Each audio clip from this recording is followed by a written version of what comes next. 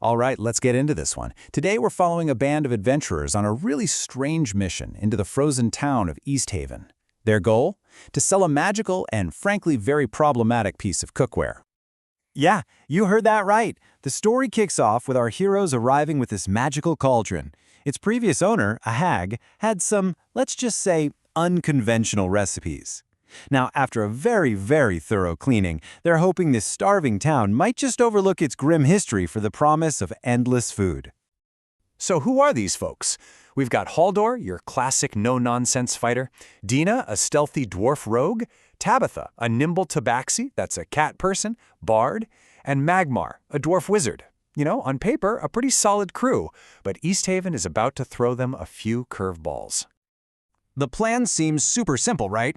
The town is trapped in a magical, endless winter.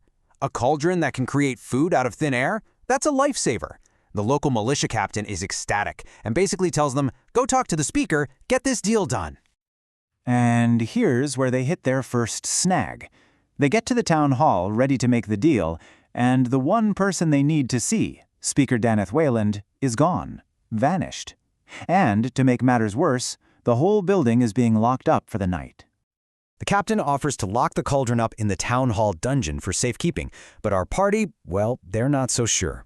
They decide they'd rather trust their own muscle than the local security, so they end up hauling this heavy, infamous pot with them to the inn. So they make their way to the White Lady Inn, the only game in town for a warm bed. And it's here that their simple missing person case is about to get a whole lot weirder. We're talking supernatural weird. Inside, they meet this halfling bard named Ronaldo. He explains the inn's name comes from a local ghost story, the tale of the White Lady, a spirit who supposedly haunts the nearby lake, always looking for her dead husband's lost treasure.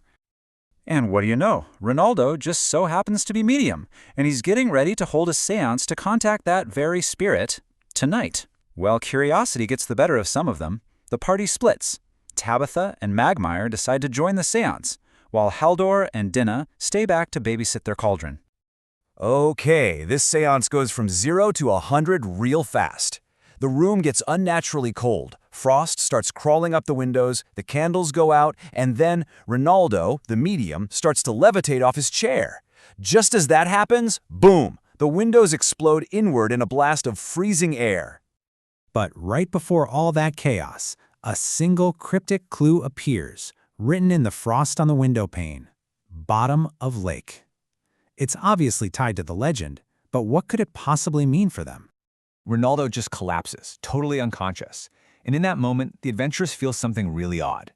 Even though the windows burst inward, they get the distinct feeling that a presence just left the room. The seance is over, leaving them with one weird clue and a very rattled group of people.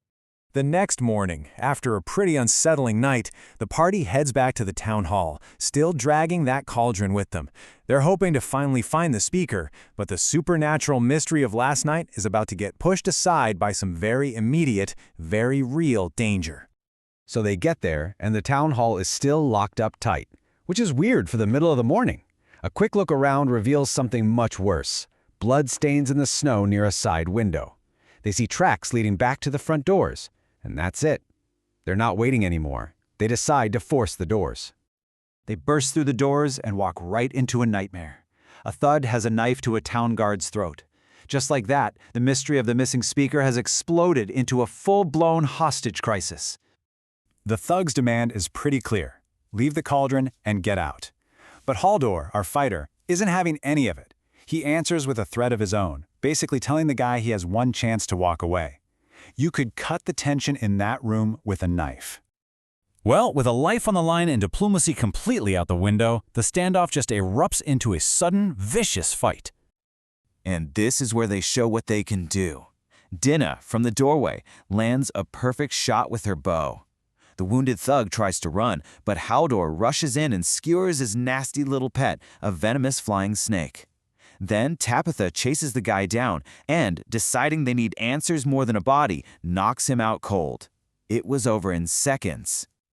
So, after the dust settles, they ask the rescued guard, was he alone? And the poor guy, shaken up, confirms their fears. He thinks there were 3 of them that jumped him, which means there are still 2 more out there somewhere in town. So, let's take stock. They've dealt with the immediate threat, saved the guard, but their main mission? It's gone completely off the rails. The speaker is still missing, and now they know for sure that this isn't some random mugging. This is an organized group. Now the adventurers have a prisoner to interrogate, and the chilling realization that some hidden enemy is making moves in Easthaven. Their simple little trade mission has pulled the lid off a conspiracy, and it leaves us with some big questions. Who sent these thugs? What is their real goal here? And for goodness sake, where is the speaker?